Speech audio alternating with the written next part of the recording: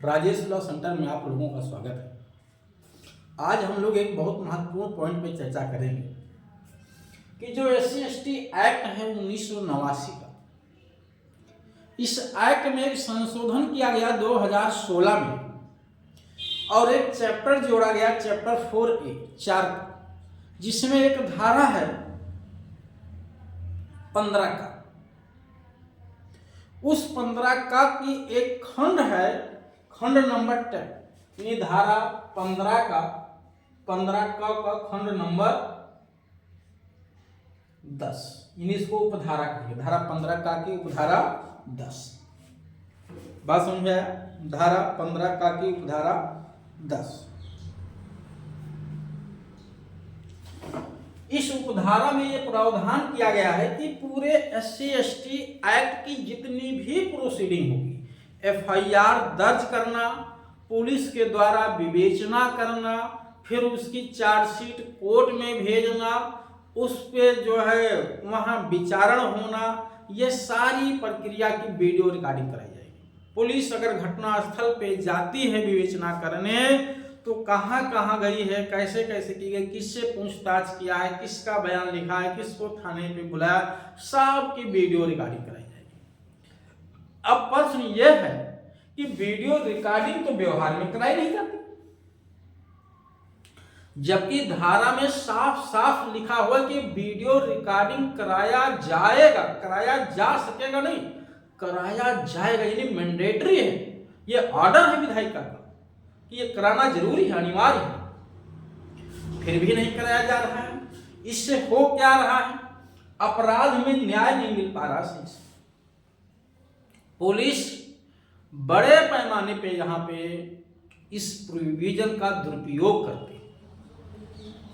फिर मैं एक बात कह रहा हूं कि पुलिस अधिकारी बड़े पैमाने पे इस प्रावधान का दुरुपयोग करते हैं, या तो निर्दोष व्यक्तियों को फंसाने के लिए या पीड़ित को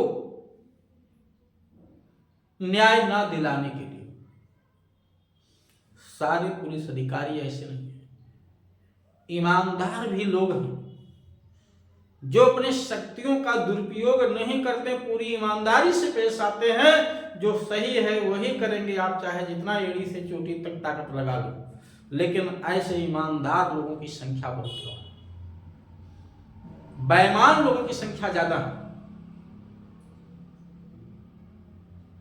जो पैसा लेकर के राजनीतिक दबाव में या व्यक्तिगत खुन्नस में या किसी अन्य कारण से, या तो पीड़ित के साथ उस पे FIR लॉज नहीं होती है, FIR लॉज हो गई, कहीं से दबाव आ गया या किसी भी कारण से, तो उसमें सही से विवेचना नहीं करेंगे, विवेचना के दौरान धाराएं हटा देंगे, सही धारा लिखेंगे नहीं, आरोपियों का नाम हटा देंगे, या अगर कोई अन्य राजनीतिक दबाव या पैसा मिल गया तो उसमें निर्दोष व्यक्तियों को भी फंसाने से नहीं चूकते हैं। निर्दोष व्यक्तियों के खिलाफ भी FIR दर्ज करा देंगे। इसमें मुझे लगता है कि पीड़ित जिसने सूचना दी है वो दोषी कम है, बल्कि पुलिस अधिकारी अगर जानबूझ के FIR पैसा लेकर के दर्ज कर रहा है, उसको पहला के लायक तुम्हारा भी FIR कर देते हैं, इसके खिलाफ फंसाओ इसको, ये ज्यादा गलत है। मेरे समझ से ऐसा नहीं करना चाहिए किसी भी पुलिस अधिकारी को या पीड़ित को। अगर कोई आरोपी है तो निश्चित तौर से उसके खिलाफ कार्रवाई भी होनी चाहिए, उसको किसी भी कीमत पे बचाना भी उचित नहीं है। बचाना भी उतना ही पाप है जितना निर्दोष व्यक्ति को फंसाना। लेकिन टॉपिक तो यह है कि वीडियो रिकॉर्डिंग का जो प्रोविजन है, अगर ये वीडियो रिकॉर्डिंग हो नहीं रही है तो इसके लिए जिम्मेदार कौन है? चर्चा इस पे करूंगा कि जिम्मेदार कौन है। ठीक, एक बात और बता दो कि जो कोई व्यक्ति इस एक्ट के तहत जिसपे कोई कार्रवाई हो रही है या कोई पीड़ित है, चाहे आरोपी के रूप में या निर्दोष के रूप में, आप इस दिए गए नंबर पे संपर्क करके सुविधानुसार कोई भी लीगल जानकारी ले सकते हैं। न केवल SC/ST एक्ट के बारे में बल्कि किसी भी लीगल टॉपिक पे आप जानकारी ले सकते हैं। हाँ, उसकी जो रीजनेबल फीस होगी वो आपको जमा करना पड़ेगा। आइए, अब जब SC/ST एक्ट को परफॉर्म करने के लिए एक रूल्स भी बनाया गया है 1995 का, 1995 का एक नियमावली भी है इसके साथ। उस नियमावली में जब आप देखेंगे तो नियमावली 16 का, नियमावली का जो धारा है 16, 17, 17 का, उसमें 3 स्तर की सतर्कता और मॉनिटरिंग समिति बनाने की बात की गई है। विजिलेंस अथॉरिटी बनेगी और मॉनिटरिंग अथॉरिटी बनाई जाएगी, उनका गठन किया जाएगा 3 स्तर का, एक राज्य स्तर का, एक जिला स्तर का, एक जो है उपखंड स्तर का, 3 स्तर का। उन्हीं अथॉरिटियों की जिम्मेदारी है कि वीडियो रिकॉर्डिंग नहीं हो रही है तो करते क्या है, आखिर वो कर क्या रहे हैं? उस समिति में बैठ के केवल लाभ ले रहे हैं, जनता को बेवकूफ बना रहे हैं, गुमराह कर रहे हैं। 3 स्तर की समितियां बनाई गई हैं, ध्यान दीजिएगा। एक राज्य स्तर की समिति है, राज्य स्तर की पहली समिति धारा 16 में है, नियमावली की धारा 16 में। दूसरा समिति है जिला स्तर, जिला लेवल का है। तीसरा जो है उपखंड स्तर का, उपखंड स्तर यानी ब्लॉक स्तर का। 3 स्तर की जो है सतर्कता एवं मॉनिटरिंग समिति बनाई गई। जो पहले स्तर की समिति है इसका अध्यक्ष मुख्यमंत्री होता है। अगर उस राज्य में राष्ट्रपति शासन लागू है तो एडमिनिस्ट्रेटर या राज्यपाल होगा, अध्यक्ष होगा। उसके मेंबर जो होते हैं गृह मंत्री और वित्त मंत्री, उसके मेंबर होते हैं। जिला स्तर पे जो समिति बनाई जाती है इसकी अध्यक्षता जिला मजिस्ट्रेट करता है। उसका मेंबर समाज कल्याण विभाग का जो अधिकारी होता है, अध्यक्ष होता है, सचिव, वो करता है। उपखंड स्तर का जो अध्यक्ष होता है वो उपखंड मजिस्ट्रेट होता है, यानी एसडीएम होता है। उसका मेंबर बीडीओ होता है, जो ब्लॉक डेवलपमेंट अथॉरिटी होती है, ऑफिसर होता है उसकी, और इसके अंतर्गत और भी सदस्य होते हैं। साल में 4 बार बैठक होती है। जिला स्तर की, उपखंड स्तर की, राज्य स्तर की भी 2 बैठक साल में कम से कम होती है, जनवरी और जुलाई महीने में। उसके बाद वो बैठक में होता क्या है, मेरे तो समझ में ये नहीं आता है कि उस बैठक में सब पढ़े लिखे प्रबुद्ध वर्ग के लोग हैं। उसके बाद भी क्या होता है बैठक में? केवल खाना पूर्ति होती है, टेबलों पे चाय और नाश्ता रखा जाता है, खाने के बाद कहानी खत्म, सब कुछ सही है। आज तक वीडियो रिकॉर्डिंग नहीं हो पा रही पूरी प्रोसीडिंग की। और ये मॉनिटरिंग कमेटी जो बनाई गई है 3 लेवल की, ये मॉनिटरिंग कमेटी ना केवल इस एक प्रोविजन के लिए बनाई गई है, बल्कि इस पूरे एक्ट को क्रियान्वयन सही से हो पा रहा है कि नहीं हो पा रहा है। बड़े पैमाने पे लोगों को निर्दोष तरीके से फंसाया जाता है, पीड़ित और पुलिस अधिकारी मिल करके फंसाते हैं। बड़े स्तर पर आरोपियों पीड़ितों के साथ न्याय नहीं हो पा रहा है, उनका एफआईआर नहीं दर्ज होता है, दर दर भटकते रहते हैं बेचारे। अगर कहीं से एफआईआर दर्ज भी करवा ले गए तो विवेचना पुलिस सही से नहीं करती है, सही धारा नहीं लगाती है, आरोपियों का नाम निकाल देती है। आखिर टेबल पे बैठ करके ये सब लोग करते क्या है?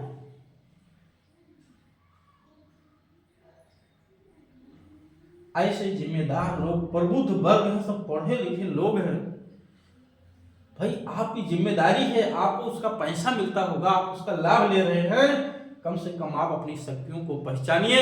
और इतना नहीं, जब कम से कम अगर आप वहां बैठ के नहीं कुछ कर पा रहे हैं, केवल खाना पूर्ति हो रहा है, तो जब पीड़ित चाहे आरोपी हो, चाहे पीड़ित के रूप में पीड़ित हो, जिसके साथ अपराध हो, चाहे कोई निर्दोष व्यक्ति जिसको फंसा गया है, अगर वो आपको आवेदन देता है, एप्लीकेशन आपके नाम लिखता है, तब तो कम से कम उस पर संज्ञान ले लीजिए साहब।